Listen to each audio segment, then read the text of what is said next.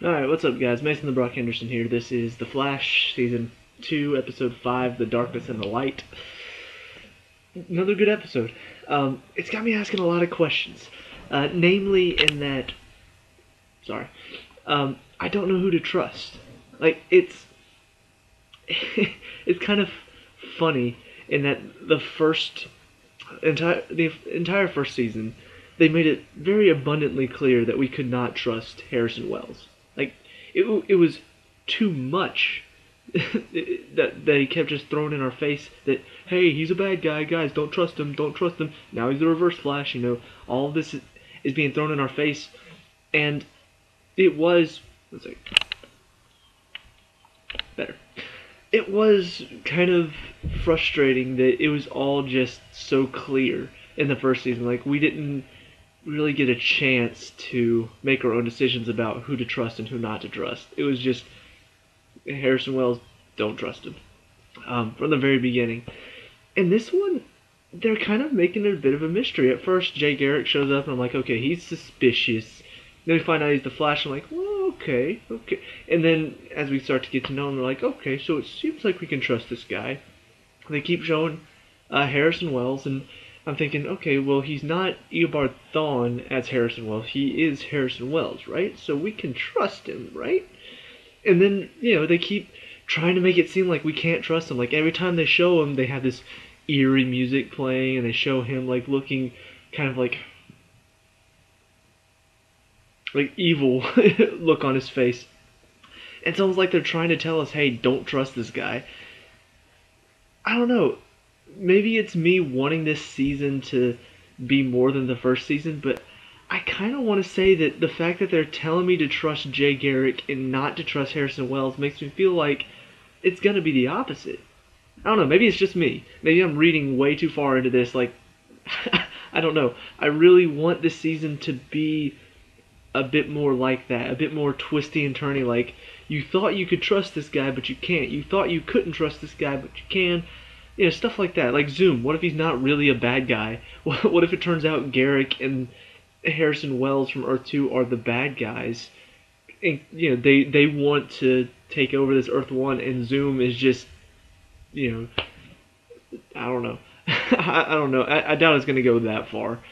But as far as Jay Garrick and Harrison Wells, it honestly makes me question, it feels like they're trying to make Jay Garrick out to be such a good guy. They're trying to make Harrison Wells out to be such a bad guy. Or not bad guy, but not a good guy. It makes me kind of question who I can trust. Who can I really trust?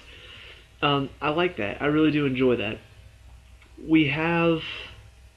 quite a bit happens in this episode, actually. We have the introduction of Dr. Light, which is another character that I know because...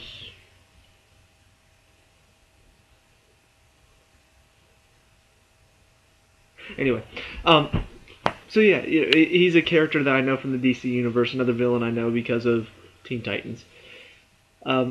Except in Teen Titans it was a guy, this is a girl. We find out that it's Linda, whatever her name is, that Barry dated for a couple episodes before Iris ruined it in the first season.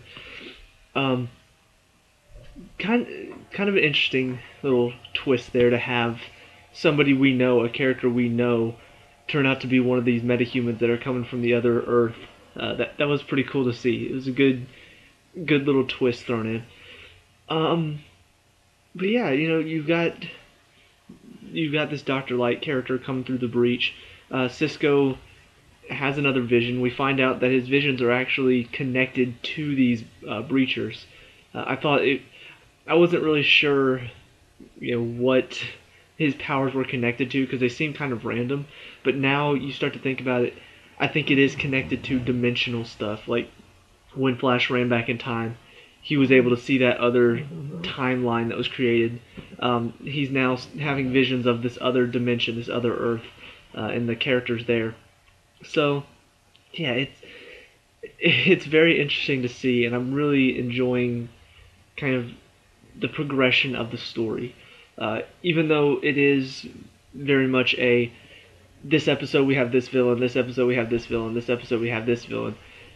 It is set up like that, but it's done in such a way that it does progress the story, and we're learning more about these characters. We're learning more, even though they're different villains in each episode. So good episode though. Trying to think of what else to talk about, because overall the main storylines were like, there was the main storyline, and then the side stories in this one were very small. You've got Iris dealing with, her mother is gone. Now she's got to deal with the fact that Harrison Wells is back, but it's not really Harrison Wells. She's got a gun, that her dad gives to her. Barry's going on a date with Patty, which ends up not going as well as he'd hoped because Dr. Light hit him with a light thing to the eyes, and so now he's blind. So yeah, it was, interesting episode, and I like the fact that the side stories aren't like crowding out the plot. They do feel very much isolated. The one thing that is a bit frustrating is this kind of relationship that they've been developing between Jay and Caitlin.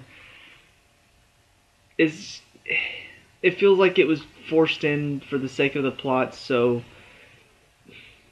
whatever happens, whether Jay dies, whether he betrays them, whether he like at the end of this episode decides not to help him, it feels like they threw in this little relationship because they want to make it more emotional. So now for Caitlin, if he dies, if he betrays them, if he leaves the team entirely and doesn't come back to help, that's so much more emotional for her now because, but he's so good looking.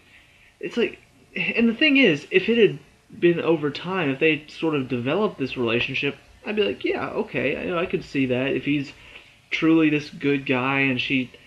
But no, from the very first episode that we get introduced to him, you can already see them kind of flirting with each other. I'm like, seriously? Already?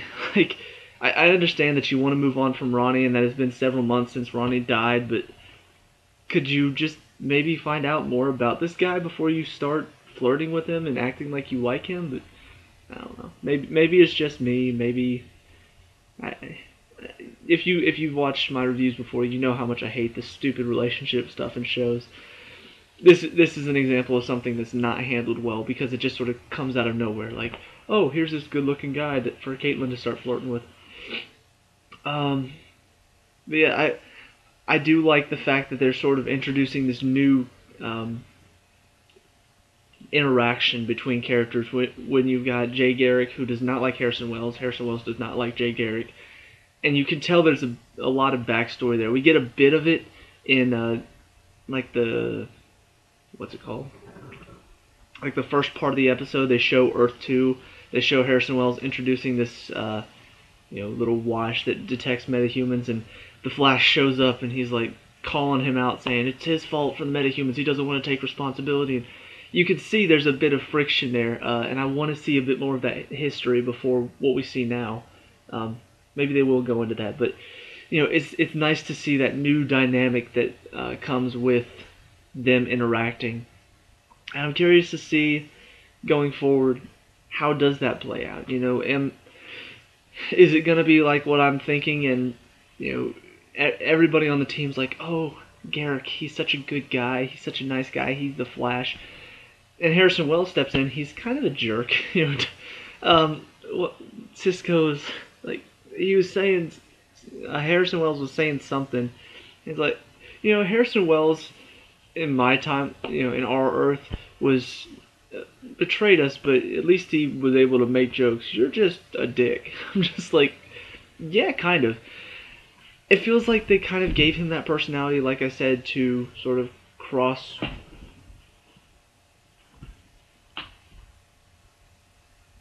Get up here. It feels like they gave him that personality to sort of offset Jay Garrick's personality, which is very much like helpful and I want to help you be the Flash. And Harrison Wells is just like where Garrick's like, all right, I'm going to teach you how to do this. Harrison Wells is like, Cisco, you can do this. You need to do this. You have to do. He's like, I can't control it. Yes, you can. And like pushes the thing into his chest to force him to do it. But it does seem like Harrison Wells knows a bit more about Barry's capabilities and his, you know, his potential ability more than Jay Garrick does, which is kind of curious to me. Like, you would think that Jay Garrick would understand more, but clearly he feels that Jay Garrick is not living up to his full potential, which could come back later. But I do like the storyline that they're setting up. I like just what they're doing overall with these two characters they've brought into the team and what they're doing there. So yeah, it's good. I really do enjoy it.